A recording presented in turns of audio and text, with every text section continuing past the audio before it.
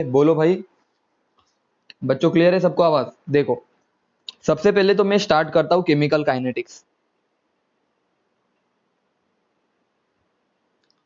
और मैं बता रहा हूँ इससे आसान चैप्टर कोई भी नहीं है।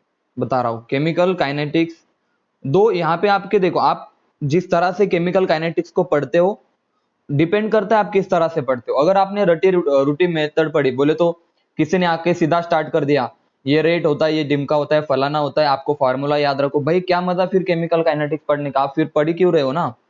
तो नीट तो यही चाहते हैं ना कि बच्चे ऐसी जगह देखो। आप एक बात समझो, आप जब किसी एक चैनल को सिलेक्ट करते हो ना, चाहे यूट्यूब हो चाहे मैं हो, कोई भी चीज हो केमिस्ट्री की, तो बेस्ट सिलेक्ट करो जिससे आपको खुद को कॉन्फिडेंस आ जाए, नहीं भाई यहाँ से मैं सही पढ़ रहा हूँ, सही पढ़ रहा हूँ, सही पढ़ रही हूँ, ठीक है ना? तो देखो केमिकल काइनेटिक्स ऐसा चैप्टर है जो बहुत सिंपल है और उतना ही टफ है, मतलब डिपेंड करता है हमने किस तरह से उसको समझा, किस तरह से पढ़ा, ठीक है ना?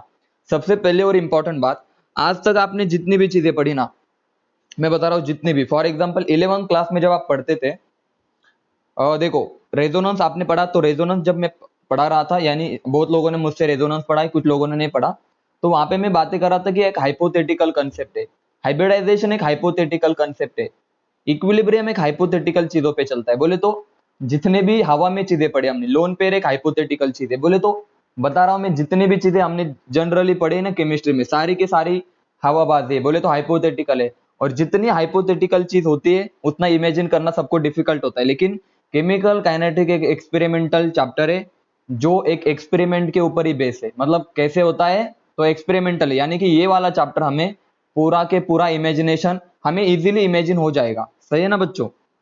तो सबसे पहली बात, केमिकल काइनेटिक्स में हमें क्या पढ़ना है, चलो मैं स्टार्ट कर देता हूं। मान लो मेरे पास एक रिएक्शन है, और देखो हर बार केमिकल काइनेटिक्स, अगर किसी ने मुझसे पहले भी केमिकल काइनेटिक्स पढ़ा है तो याद रखना, इस बार मैं केमिकल काइनेटिक्स थोड़ा अलग अप्रोच से पढ़ाऊंगा और आसानी से पढ़ाऊंगा। मतलब इसके पहले मान लो मैंने कोई डिफिकल्ट, हमेशा मैं मेथड को चेंज कर देता हूँ, मुझे भी तो बोर होता है ना, हर बार उसी मेथड से कौन पढ़ाता है? उससे आसान मेथड क्या आती है उससे पढ़ाऊंगा। मान लो बच्चों एक रिएक्शन है मेरे पास, हाइड्रोजन प्लस हाफ O2, क्या मिलेगा? H2O मिलेगा, H2O लिक्विड मिलेगा। अब सबसे पहला क्वेश्चन तो मेरा ये है कि ये जो रिएक्शन है, हाइड्रोजन यहाँ पे गैस होगा, ऑक्सीजन भी गैस होगा, और वाटर बनेगा, तो ऐसे बन जाएगा क्या पानी? आप सोचो ना, ऑक्सीजन है आपके हवा में, ऑक्सीजन है, हाइड्रोजन है, तो क्या ये ऐसे ही बन जाएगा? मैसेज करके बताओ, लिक्विड में ऐसे कन्वर्ट हो जाएगा क्या? देखो एयर के अंदर ऑक्सीजन है, हाइड्रोजन है, और बारिश होने लगी, खत्म हो गया पूरा ऑक्सीजन पूरा हाइड्रोजन, ये चीज तो पॉसिबल नहीं। तो याद रखना, कोई भी रिएक्शन जब हम पढ़ते हैं ना, तो हमें रिएक्शन की कंडीशन पता होनी चाहिए। सबसे पहली और इंपॉर्टेंट बात क्या पता होना चाहिए, बताओ जल्दी से? कंडीशन पता होनी चाहिए कि रिएक्शन की कंडीशन क्या है। अब उसमें भी क्या क्या पता होनी चाहिए, बहुत अच्छे से सुनो। सबसे पहली बात, फिजिबिलिटी ऑफ रिएक्शन, देखना यहाँ पे अच्छे से, फिजिबिलिटी ऑफ रिएक्शन। बोले तो सर A+B=C, ये रिएक्शन कब हो गया आप खुद से बता दो। जिन जिन ने थर्मोडायनेमिक्स मुझसे पढ़ा, जिन जिनको मैंने थर्मोडायनेमिक्स पढ़ाया, आप खुद से बताओ। फिजिबिलिटी बोल, फिजिबिलिटी का मतलब सिंपल होता है रिएक्शन का होना। समझ में आया सबको? तो अगर इस रिएक्शन का, बच्चों याद रखना, अगर इस रिएक्शन का डेल्टा जी, इस रिएक्शन का डेल्टा जी अगर निगेटिव है, डेल्टा जी अगर निगेटिव है, तो हम बोलेंगे रिएक्शन क्या करेंगे, बोलो जल्दी? होगी रिएक्शन, ये वाली सर जी, ये रिएक्शन होगी। और ये हम जिस ब्रांच से पढ़ते हैं उस ब्रांच को हमने बोला गया थर्मोडायनेमिक्स से। समझे? कौन सी रिएक्शन होगी कौन नहीं होगी, ये वाली चीज हमें थर्मोडायनेमिक्स बताएगा, ये हमें बहुत अच्छे से पता है। दूसरी चीज क्या है, देखो दूसरी चीज क्या है सर, देखो कोई भी रिएक्शन मान लो हो रही है, मैं हमेशा यहां से क्यों स्टार्ट करता हूं, क्योंकि ये बेसिक होता है बहुत ज्यादा, ये पता होना चाहिए आपको कि हम चैप्टर क्यों पढ़ रहे हैं। दूसरी बात देखना, अब मान लो ये रिएक्शन हो तो रही है, A+C=D, ये रिएक्शन तो हो रही है, ठीक है ना? लेकिन रिएक्शन होने के बाद मान लो 10 मिनट के बाद मुझे चेक करना है, 10 मिनट के बाद मुझे चेक करना है कि प्रोडक्ट कितना बना हमारा, प्रोडक्ट कितना बना, प्रोडक्ट कितना बना 10 मिनट के बाद। बोले तो कितना प्रोडक्ट बना, कितना रिएक्टेंट कम हुआ, ये हमें बताएगा इक्विलिब्रियम, ये हमें बताएगा इक्विलिब्रियम। तो याद रखना, थर्मोडायनेमिक्स की क्यों स्टडी करते, इक्विलिब्रियम को क्यों स्टडी करते। और सबसे इंपॉर्टेंट बात, बहुत अच्छे से सुनना, कोई रिएक्शन होगी या नहीं होगी, थर्मोडायनेमिक्स कहां तक, क्या प्रोडक्ट बनेगा, कितना बनेगा, इक्विलिब्रियम। लेकिन रिएक्शन की स्पीड क्या होगी, सिंपल इसमें रिएक्शन की स्पीड क्या होगी। आप समझ में आ रहा है सबको, कितने जल्दी बनेगा। बोले तो रिएक्शन इसको अच्छे से देखना।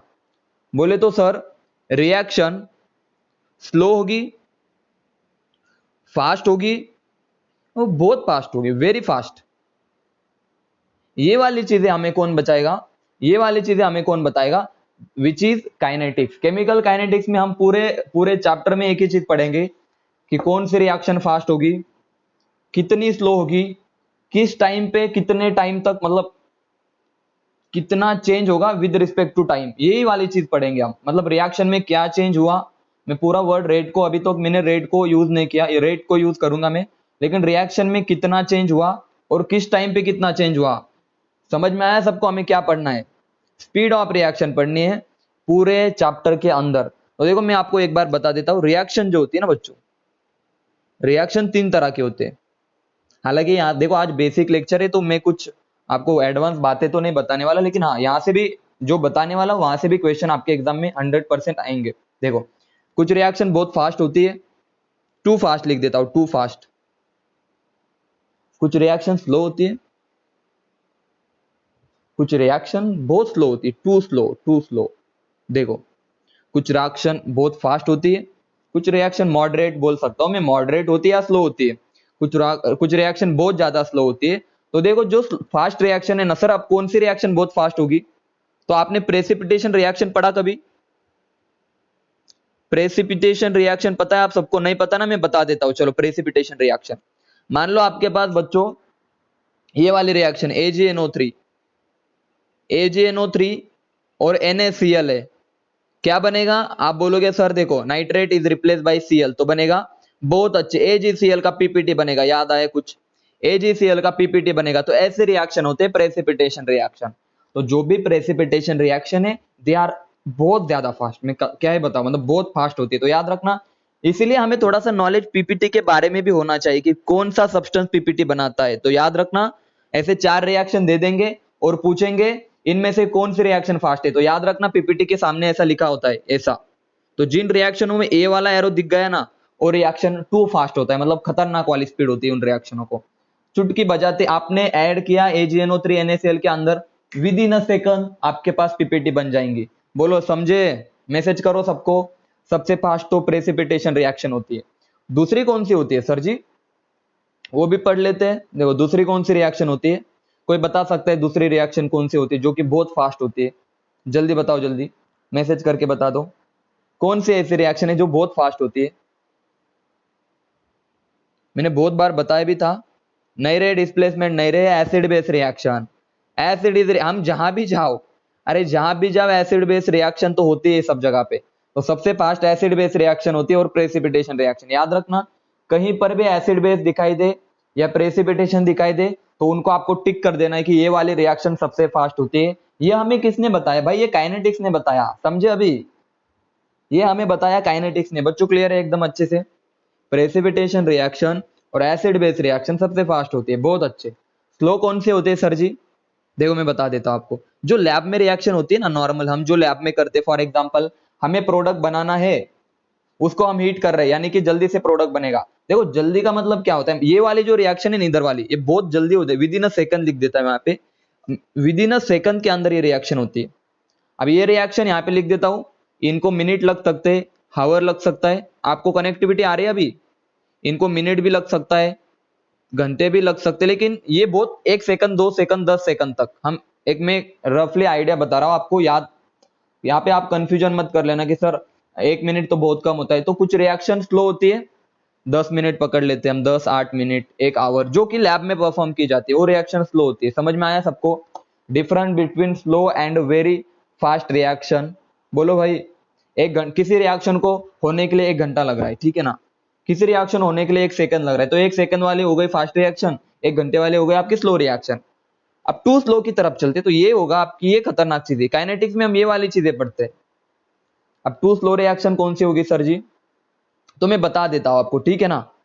फॉर एग्जाम्पल देखना अच्छे से, कोल का बनना, कोल पता है सबको बच्चों, कोल पता है सबको, कोल काला होता है ना, कोल COAL, कोल का बनना। अरे तुम सोचो ना कोल कैसे बनता है, सबसे पहले तो देखो सबसे पहले क्या होता है आपको पता है, ट्रीज होते हैं या एनिमल प्लांट होते हैं, और नीचे जमीन के अंदर मान लो वो चले गए, ओके।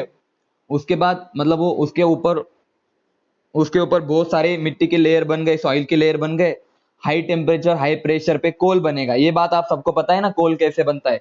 तो उसको बहुत ज्यादा टाइम लगता है। तो कोल बनने की जो प्रोसेस है, it is a very slow reaction. समझ में आया सबको, ये बहुत ज्यादा स्लो रिएक्शन है। दूसरी बात देखो, रस्टिंग ऑफ आयरन भी हम बोल सकते हैं। देखो रस्टिंग ऑफ आयरन को बहुत साल, मतलब बहुत साल लगते हैं ना रस्ट होने को। ऐसा थोड़ी है कि आज मान लो आपके घर में कोई आयरन का रॉड है, या फिर आपकी खिड़कियां होती है, ठीक है ना, आयरन की खिड़कियां होती है, तो ऐसा थोड़ी ना एक साल बाद जंग लग जाएगा। उसको 1-2 साल लगेंगे, मतलब ज्यादा टाइम लगेगा। यानी कि rusting of iron is very slow process. Clear है ये वाली बातें? मैसेज करो जल्दी से, यहां तक की बातें सबको क्लियर है? बताओ जल्दी से। बहुत अच्छे। अब देखो एक और प्रोसेस है जो आप सबको बहुत मजा आएगा सुन के, ग्रेफाइट का डायमंड में कन्वर्ट होना। बहुत अच्छे से मैं ऑलरेडी बता चुका हूं। तो ग्रेफाइट का डायमंड में कन्वर्ट होना, डायमंड दोनों भी सॉलिड है, ये भी सॉलिड है। ज्यादा स्टेबल कौन है? तो ग्रेफाइट इज मोर स्टेबल। बता चुका हूं ऑलरेडी। आया याद कुछ? ग्रेफाइट एक स्टेबल फॉर्म है। तो ये स्टेबल क्यों है? क्योंकि नेचर में ज्यादा पाया जाता है, ओके। अब आप सोचोगे सर स्टेबल होने के बाद भी कन्वर्ट होता है? नहीं भाई, ये तो कन्वर्ट होता ही, लेकिन इसको कुछ कंडीशन होते हैं। यहाँ पे कुछ कंडीशन है, ऐसे थोड़ी ना कन्वर्ट हो जाएगा। मतलब रात को आप क्या करो, पेंसिल लेके बैठ जाओ। अरे पेंसिल में ग्रेफाइट होता है ना, रात भर ऐसे पेंसिल लेके बैठ जाओ, सुबह आप वेट करोगे, ऐसे पेंसिल को देखोगे और देखो और क्या सोचोगे, कल सुबह तक मेरी पेंसिल डायमंड की हो जाएंगी, बोले तो मैं रातों रात करोड़पति। बहुत खुशी की बात। अरे ऐसा होता ना तो पूरी दुनिया पेंसिल लेके रात भर पेंसिल लेके बैठ जाती, सब अप्सरा पेंसिल खरीदते और बोलते सुबह तक डायमंड हो जाएगा, ठीक है ना। तो याद रखना, ये प्रोसेस होने के लिए बहुत सारी कंडीशन होती है। इसको बहुत सारे साल, मतलब देखो ग्रेफाइट को अगर हमने सॉइल के अंदर दफना दिया, ये सॉइल है, तो कोई सोचेगा सर सॉइल के अंदर दफना देते 10 साल बाद देखेंगे डायमंड बन जाएगा। अरे नहीं भाई, इसको करोड़ों साल लग जाते हैं, बहुत ज्यादा। इसको बहुत ज्यादा टेम्परेचर, बहुत ज्यादा प्रेशर, बहुत सारी चीज, इसीलिए कोई इसके पीछे नहीं पड़ता कि ग्रेफाइट का कन्वर्जन डायमंड में कर दे, ठीक है ना। समझ में आया बच्चों सबको? क्लियरली बताओ। It is a very slow process. बोलो यहां तक की बातें सबको क्लियर है? हम्म। अब हम क्या पढ़ते, अब हम क्या पढ़ेंगे काइनेटिक्स में? हमें पढ़ना है, देखो हमें क्या पढ़ना है, चेंज इन द रिएक्शन। देखो change in the reaction, change in the reaction. देखो चेंज क्या होता है यार, चेंज का आपको चेंज का मीनिंग में पहले क्लियर कर देता हूं। बट जो चेंज होता है, प्लीज कोई लिख देना मत सर चेंज मतलब बदलना, बहुत चेंज हो गए सर, बहुत लोग चेंज हो जाते हैं, तो ऐसा कुछ नहीं। तो चेंज का मतलब होता है किसी भी, ये प्रॉपर्टी को रिप्रेजेंट करता है। बोले तो क्या सर? तो चेंज प्रॉपर्टी में होता है ना जनरली। फॉर एग्जांपल देखो, मैं पतला हूं मान लो, मुझ में चेंज होगा, मैं मोटा हो गया, बोले तो मुझ में चेंज होगा। मेरी जो मेरी प्रॉपर्टी थी पतलापना या मोटापना, तो मैं मेरी वो प्रॉपर्टी चेंज हो गई। मेरे बाल बढ़ गए, मान लो मेरे बहुत बाल बढ़ गए एग्जाम्पल के तौर पे। तो अब सुनो, मैंने उसको कट कर दिया, तो ये भी तो चेंज है ना। बाल बढ़ना एक प्रॉपर्टी है, मेरी हेयर एक मेरी प्रॉपर्टी है ना। तो प्रॉपर्टी में देखो चेंज किस में आता है ऑलवेज, आपके प्रॉपर्टी में चेंज आता है। समझ में आया? तो change is related to property. पहली बात क्लियर है सबको? चेंज एक प्रॉपर्टी से रिलेटेड वर्ड है। कौन सी प्रॉपर्टी भाई? वो पैसे वाली प्रॉपर्टी नहीं, ओके। तो चेंज इन द रिएक्शन, चलो चेंज इन द रिएक्शन या किसी भी चीज का चेंज, यहां पे लिख देता हूं चेंज, किसी भी चीज का change with respect to time, with respect to time, इसे मैं कहूंगा, बोलो क्या बोलूं इसे, जल्दी बताओ इसे क्या बोलूं मैं? किसी भी चीज का change with respect to time. आपको पहले भी मैंने एग्जांपल दिया, आज भी दूंगा। गोल्ड का रेट चेंज होता है, नहीं सॉरी, गोल्ड की प्राइस चेंज होती है, रेट, उसे रेट बोलते हैं। चेंज इन अ प्राइस, अरे चेंज इन अ प्राइस, देखो चेंज इन प्राइस यहां पे लिख देता हूं। चेंज इन अ प्राइस, किसी भी चीज में change, change in a price with respect to time, that is equal to rate of gold. आपको समझ में आ रहा है रेट का मतलब क्या है? चेंज होना with respect to time, that is your rate. तो रेट का आज से क्लियर मीनिंग आप ले लेना कि चेंज होना किसी भी, change with respect to time, time के साथ किसी भी चीज का चेंज होना, उसे हम बोलेंगे रेट। वेलोसिटी क्या होती है भाई? वेलोसिटी क्या होती है? आप बताओ वेलोसिटी क्या होती है? आप मैसेज करके बताओ वेलोसिटी क्या होती है?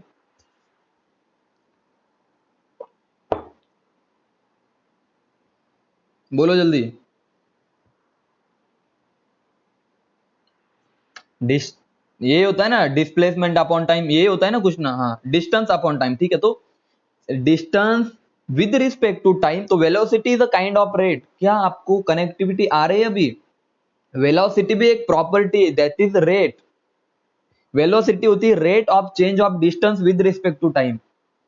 समझ में आया? वेलोसिटी होती है एक रेट। ये बिल्ली का कुछ करना पड़ेगा। बिल्ली को कैसे मारते हो बताओ, कोई मर्डर करना है आज मुझे। सुनो, change in displacement with respect to, displacement होता है ना वेलोसिटी।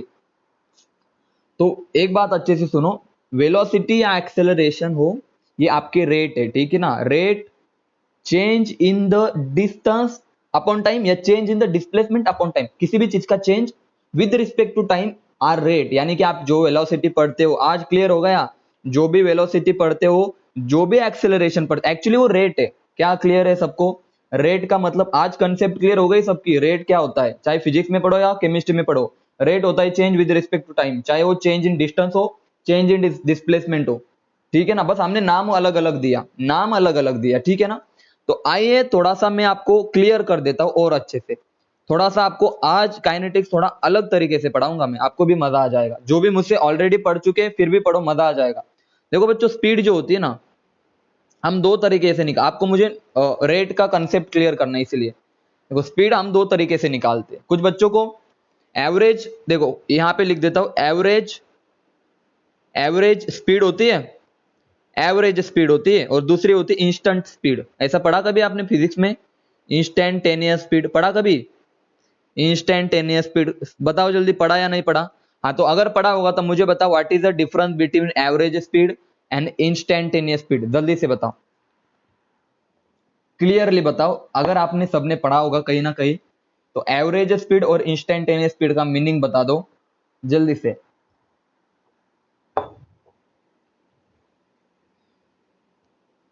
स्पीड तो सबको पता है सर जी, स्पीड तो सबको पता है। यहां से आपके फिजिक्स के थोड़े बहुत कंसेप्ट भी मैं चेक कर लूंगा, है ना। चलो बताओ यार, स्पीड होती है average, average speed and instantaneous speed. तो एवरेज और इंस्टेंटेनियस स्पीड का आपको मीनिंग पता है। चलो मुझे इतना बताओ, स्पीड क्या होती है? स्पीड क्या होता है, आप खुद से बताओ, स्पीड क्या होती है, जल्दी बताओ। स्पीड क्या होती है, जल्दी बताओ। डिस्टेंस अपॉन टाइम, ठीक है ना। और वेलोसिटी होती है डिस्प्लेसमेंट अपॉन टाइम। आप सब सही बोला ना मैंने। तो देखो स्पीड, अब यहाँ पे देखो आपके सारी चीजें क्लियर हो जाएंगे। मुझे क्या बताना है, मान लो मुझे एक एक यहां से यहां जाना है, यहां से इस पॉइंट से इस पॉइंट पे जाना है। मैं जा रहा हूं गाड़ी लेके, टन टन टन, ये मेरी फरारी। फरारी तो क्या ही खूब निकाली मैंने, चलो इसको फरारी बना देता हूं। ये बन गई फरारी, बहुत ही अच्छे से सुनो मुझे, रेट आपको एक्सप्लेन। हाँ वापस से तो ट्रक निकाल, भी तो ट्रक निकाल दिया, थोड़ा सा बड़ा ट्रक निकाल देता हूँ। मुझे यहां से जाना है यहां तक, बोले तो मुझे यहां से जाना है, यहाँ पे टाइम T1 था, यहाँ पे टाइम T2 है, ठीक है ना। मैं यहाँ पे टाइम भी ले लेता हूँ, टाइम ले लेता हूँ 5 मिनट, और यहाँ 10 मिनट में मैं इधर पहुंच गया। दिस इज योर 10 मिनट, बहुत अच्छे। 5 मिनट में मुझे पहुंचना है, कहाँ तो भी पहुंचना है मुझे पता नहीं, लेकिन पहुंचना है 5 मिनट, मतलब 5 मिनट से मैंने यहाँ पे 1 मिनट ले लेता हूँ। भाई आप खतरनाक लोग हो। यहाँ पे एक, ये वाला टाइम आपका 1 मिनट था, ये आपका था 10 मिनट। यहां से मैं निकला उधर की तरफ, ठीक है ना। आप कंसिडर कर लो कि ये टोटल डिस्टेंस है ना आपका, डिस्टेंस था 5, मान लो 5 सेंटीमीटर लिख देता, सेंटीमीटर, 500 मीटर, ये हो गया आपका डिस्टेंस। मेरा क्वेश्चन है, मुझे बताओ यहाँ पे स्पीड आप कैसे निकालोगे? स्पीड बोलो भाई, डिस्टेंस मीटर में, और टाइम बोलो, टाइम कैसे निकालोगे? Distance upon time, T2 minus T1। सबसे पहले तो डिस्टेंस हमें पता है, अरे डिस्टेंस हमें पता है। डिस्टेंस मान लो, देखो डिस्टेंस आपका मान लो 500 मीटर है, और यहाँ पे देखो चेंज इन, देखो डिस्टेंस तो 500 मीटर है टोटल, चेंज बोलो या डिस्टेंस बोल दो, सेम आएगा 500 मीटर। अब ये कितना आएगा, T2 माइनस T1 बोले तो कितना आएगा 9। मिनट को हम सेकंड में कन्वर्ट कर देंगे, मिनट को हम सेकंड में कन्वर्ट कर देंगे, तो क्या करूं, मल्टीप्लाई बाय 60, सही है ना। ये आ जाएगा आपका सेकंड में, मीटर पर सेकंड में। तो ये आ जाएगी बच्चों आपकी स्पीड। अब मुझे एक बात बताओ, ये आपकी कौन सी स्पीड थी, दिस इज एवरेज स्पीड जो हम नॉर्मल निकालते। बोले तो देखना, बोले तो मुझे एक टाइम से एक जगह से दूसरी जगह पे जाना था, एक जगह से दूसरी जगह पे जाना है मुझे, मुझे डिस्टेंस पता है, टाइम पता है, तो यहाँ पे टाइम था T1, इधर टाइम था T2, ठीक है ना। तो ये वाली जो हमारी स्पीड थी ना, एवरेज स्पीड थे, एवरेज, ये एवरेज स्पीड निकाली हमने कि सर एवरेज हमें स्पीड कितनी चाहिए इतना डिस्टेंस ट्रेवल करने को इतने टाइम में। मैं बता रहा हूं इतना डिस्टेंस इतने टाइम में ट्रेवल करने के लिए हमें एवरेजली इतनी स्पीड चाहिए, एवरेजली इतनी स्पीड चाहिए। लेकिन अगर मैं गाड़ी में बैठा हूं, ये मैं हूं, अभी ये मैं हूं गाड़ी के अंदर, यहाँ पे मैं बैठा हूं और मेरे आगे स्पीडोमीटर लगा हुआ, यहाँ पे होता है ना स्पीड दिखाने वाला स्पीडोमीटर, स्पीडोमीटर पता है ना सबको, जो मुझे स्पीड दिखाता है स्पीडोमीटर, मुझे जो स्पीडोमीटर पता है, हाँ उस स्पीडोमीटर में मैं देखूंगा, मान लो ये 5 मिनट थे, ये 10 मिनट थे, और मुझे 7 मिनट में चेक करनी है, मैं यहाँ पे 6 मिनट में आ गया और मैंने स्पीडोमीटर को देखा पर्टिकुलर टाइम पे, उस इंस्टेंट टाइम पे, इंस्टेंट एक पर्टिकुलर इंस्टेंट ऑफ टाइम पे मैंने उस स्पीडोमीटर को देखा और स्पीडोमीटर में दिखा रहा था 140 किलोमीटर पर आवर। तो ये जो स्पीड थी ना, ये मेरी इंस्टेंट स्पीड थी पर्टिकुलर टाइम पे। भाई क्लियर है सबको, इंस्टेंट स्पीड और एवरेज स्पीड की बातें क्लियर है, पहले वो बता दो मुझे। एक पर्टिकुलर इंस्टेंट पे हम जब टाइम देखते हैं, सॉरी स्पीड देखते हैं ना, वहां पे कांटा ऐसे घूमता है स्पीडोमीटर का, तो हम देख लेते भाई मेरी स्पीड अभी इस वक्त क्या है, मतलब उस पर्टिकुलर टाइम पे, उस पर्टिकुलर टाइम पे एक एक फिक्स टाइम पे, ये वाली फिक्स टाइम पे जो जो स्पीड थी उसको मैंने नाम दिया इंस्टेंटेनियस स्पीड। और बच्चों याद रखना, जो ये दो पॉइंट के बीच, मतलब जो एवरेज था सब स्पीड का, मतलब बोले तो इस पॉइंट पे 140, इस पॉइंट पे 150, इस पॉइंट पे 90, इस पॉइंट पे 130 की स्पीड थी, इन सब का जो एवरेज था ना, वो था हमारा एवरेज स्पीड। तो अभी मैंने आपको बताया एवरेज स्पीड क्या होती है, और बताओ, और इंस्टेंटेनियस स्पीड क्या होती है। बोलो यहां तक की बातें सबको क्लियर है, बोलो भाई यहां तक की बातें सबको क्लियर है। बहुत अच्छे। तो रेट जो होता है ना, अब सुनो मेरी बात को, पहले बात मुझे रेट ऑफ रिएक्शन, पहले मैं रेट को एक बार पढ़ा लेता हूँ, फिर हम रेट के टाइप जब देखेंगे ना, एवरेज रेट, इंस्टेंटेनियस रेट, तब आपको मजा आएगा। अरे सर ये बात चल रही थी क्या।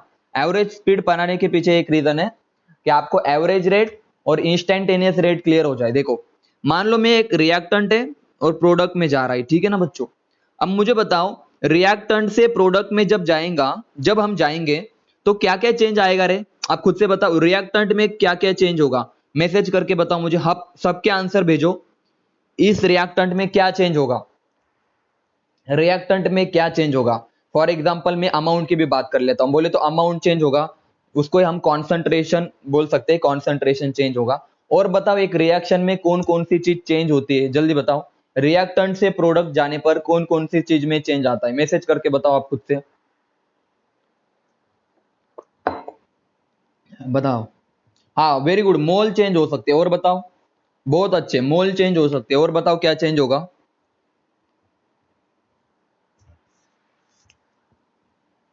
और बताओ एक ही आंसर आया मुझे, जल्दी बताओ।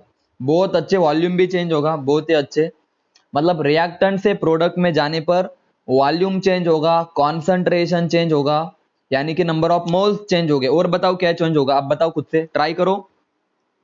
मैं लिख सकता हूं क्या, रिएक्टेंट से प्रोडक्ट में जाने पर या तो वॉल्यूम चेंज होगा, देखो अच्छे से लिख देता हूं, ठीक है ना, यहाँ पे देख लेता हूं मैं।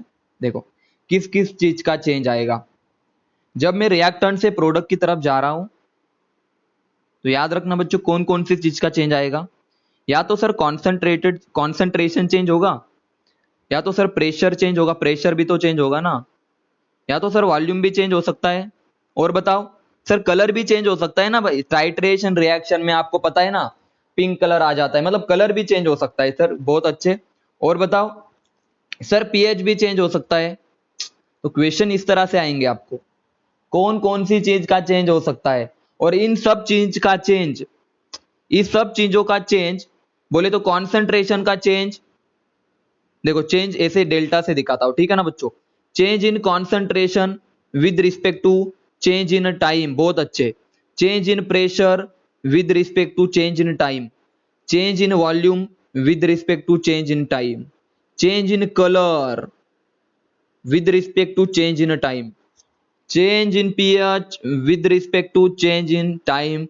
हम रिएक्शन के लिए यहां से भी रेट बोल सकते हैं, ये भी रिएक्शन का रेट है, ये भी रिएक्शन का रेट है, ये भी रिएक्शन का रेट है, कहीं से भी हम रेट ऑफ रिएक्शन निकाल सकते हैं, लेकिन हमें कनेक्टिविटी आनी चाहिए। सबको समझ में आया रेट ऑफ रिएक्शन बोले तो क्या होता है, जल्दी बताओ। Change with respect to time, चाहे वो कॉन्सेंट्रेशन का चेंज हो, प्रेशर का चेंज हो, वॉल्यूम का चेंज हो, कलर का चेंज हो, कुछ भी हो। जनरली हम कॉन्सेंट्रेशन और प्रेशर की टर्म में डील करेंगे, ठीक है ना। जनरली हम change in concentration and change in pressure की टर्म में डील करेंगे, ठीक है बच्चों। सबको क्या रेट का मीनिंग क्लियर है? क्या सबको रेट का मीनिंग क्लियर है? हाँ या ना बताओ जल्दी से, सब मैसेज करके बताओ कि सर हाँ रेट का मीनिंग हमें क्लियर है, अच्छे से क्लियर है ना। ओके। सिमिलरली जब हम रेट पढ़ते हैं ना, देखो मेरे एक एक लेक्चर को आप अच्छे से सुनते जाओ, एक भी क्वेश्चन आप, मैं क्वेश्चन भी लेने वाला हूं ना प्रीवियस ईयर, तब मजा आएगा मैं क्या बता रहा होता। देखो रेट जो होता है ना बच्चों, दो तरह का होता है, दो तरह का होता है, देखना। एक होता है sir average rate, average rate बहुत अच्छे। और दूसरा होता है इंस्टेंटेनियस रेट। अब हो रहा है ना क्लियर सबको? अरे अब मजा आएगा ना। एकदम स्पीड क्यों बताया था, स्पीड क्यों बताया था, समझ में आया? अभी तुम्हें कनेक्टिविटी आएंगे। एक होता है इंस्टेंटेनियस रेट, इंस्टेंटेनियस रेट एक पर्टिकुलर इंस्टेंट के लिए, एक पर्टिकुलर टाइम पे, ये टाइम इंटरवल का। देखो एवरेज रेट, एवरेज रेट जब भी आए ना तब याद रखना वहां पे टाइम इंटरवल गिवन होगा। टाइम इंटरवल बोले तो T1 टू, ये कुछ ना कुछ टाइम इंटरवल होगा। टाइम इंटरवल, टाइम इंटरवल की बात चल रही होगी, बोले तो पर्टिकुलर टाइम देंगे हो, या 10 से 15 मिनट ऐसे देंगे। T1 से T1 टू ऐसे देंगे, T1 टू T2, ये होगा आपका एवरेज रेट। दूसरी बात इंस्टेंटेनियस बोले तो वहां पे वो ऐसा लिख के देंगे, एट, एट देंगे, एट मतलब पर्टिकुलर टाइम पे, एट, एट T1 या फिर एट T2 ऐसे देंगे। समझ में आया सबको? बोलो भाई। एक पर्टिकुलर टाइम पे, एक पर्टिकुलर टाइम पे जो रेट होगा उसको हम इंस्टेंटेनियस रेट बोलेंगे। और जो टाइम इंटरवल बोले तो एवरेज, एक पॉइंट से दूसरे पॉइंट का जो एवरेज रेट पूछेंगे ना पूरे रिएक्शन का, that is average rate of reaction and that is instantaneous rate of reaction. बच्चों क्लियर है सबको? एवरेज और इंस्टेंटेनियस का डिफरेंस क्लियर है? मैसेज करके बताओ। बहुत अच्छे। चलो मैं तुम्हें फॉर्मूला भी बता देता हूं। देखो बच्चों एवरेज रेट क्या होता है, तो यहां पे लिख देता हूं एवरेज रेट। एवरेज रेट आपका क्या होता है बोलो भाई? चेंज इन, देखो अभी कॉन्सेंट्रेशन के टर्म में लिख रहा हूं, change in concentration with respect to change in time, ये होता है आपका एवरेज रेट। अब चेंज इन कॉन्सेंट्रेशन कैसे निकालेंगे, तो आप बोलोगे सर जी चेंज आता है बोलो C2 minus C1 divided by T2 minus T1। समझे? यहाँ पे टाइम का इंटरवल होगा, यहाँ पे लिख देता हूं टाइम इंटरवल इज गिवन। बच्चों क्लियर हो रहा है सबको? मैसेज करो हाँ या ना, एकदम अच्छे से बताओ क्या क्लियर है सबको। Time interval is given, time interval is given. मजा आ रहा है सबको अच्छे से? देखो मैं आपकी चीजें क्लियर कर रहा हूं, मैं आपको कोई भी बात बोल रहा नहीं कि इसको याद रख लो। दूसरी बात, अब एवरेज रेट हमारा समझ में आया सर। अब इंस्टेंटेनियस रेट, इंस्टेंटेनियस रेट। अब इंस्टेंटेनियस रेट क्या होगा, तो आप बोलोगे सर बहुत कम टाइम, मतलब ऐसे लिख सकता हूं ना, change in time with change in concentration with respect to change in time. आप समझ में आया सबको? ये टाइम आपका एक ही मेंशन होगा कोई भी, और कॉन्सेंट्रेशन भी वहां पे आपको पता है एक ही होगी कुछ, तो मतलब वहां पे आपको चेंज नहीं निकालना होगा। यहाँ पे स्मॉल चेंज हम बोल सकते हैं, ठीक है ना बच्चों? यहाँ पे हम बोल सकते हैं स्मॉल चेंज, एक पर्टिकुलर टाइम, एक पर्टिकुलर छोटे से कॉन्सेंट्रेशन के लिए। बोलो भाई that is your instantaneous rate. इसको डी मतलब स्मॉल डी से रिप्रेजेंट करते हैं, ठीक है ना।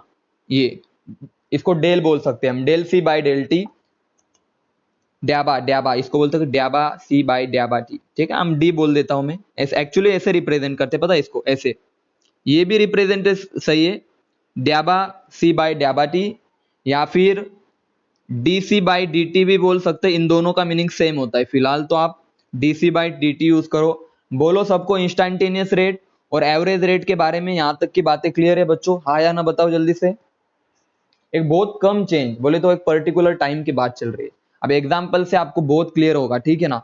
एग्जाम्पल से एग्जाम्पल ले लेता हूं मैं। एग्जाम्पल देखो, एक रिएक्शन है, रिएक्टेंट दे रहा है हमें प्रोडक्ट, ठीक है ना। और देखो मान लो एक टेस्ट ट्यूब है, इस टेस्ट ट्यूब में रिएक्टेंट है, हमारा रिएक्टेंट है।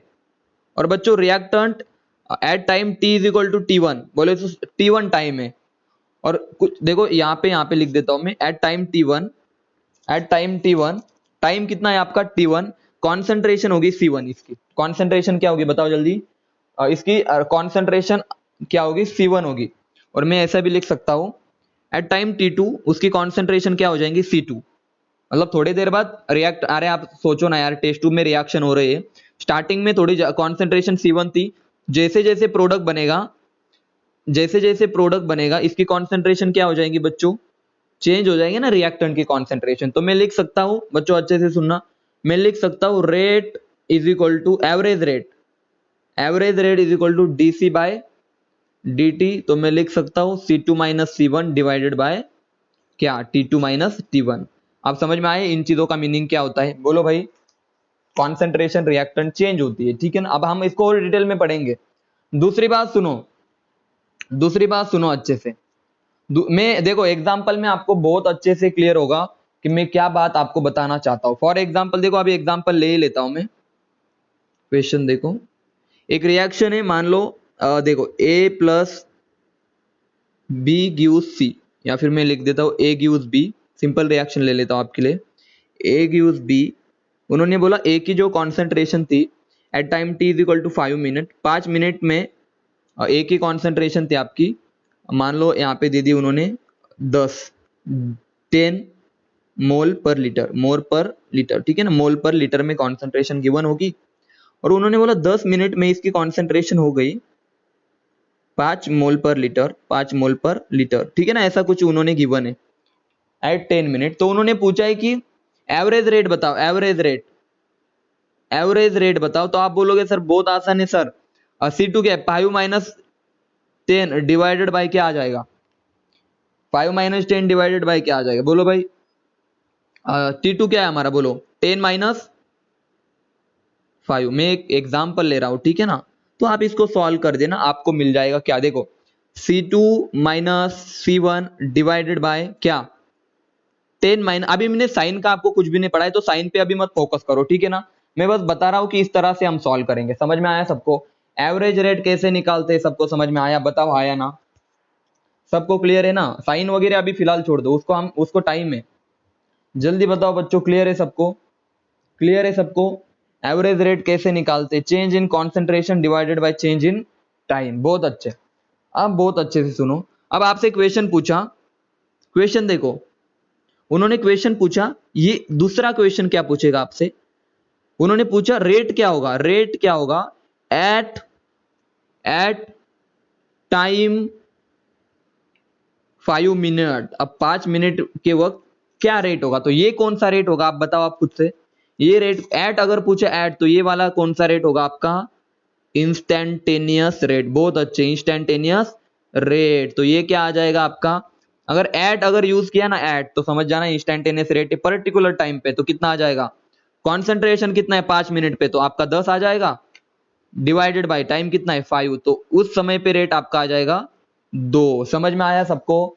इंस्टैन्टेनियस रेट एक पर्टिकुलर टाइम के लिए होता है सिंपल लैंग्वेज में, और एवरेज रेट होता है टाइम इंटरवल के लिए। बोलो भाई क्लियर है सबको? हाँ या ना, बता दो। यहां तक की बातें सबको क्लियर है अच्छे से? अब आप क्या करो, तो ये बातें अभी क्लियर हो गई आपको। अब एक काम करो, आप रिज्वाइन कर लो सब,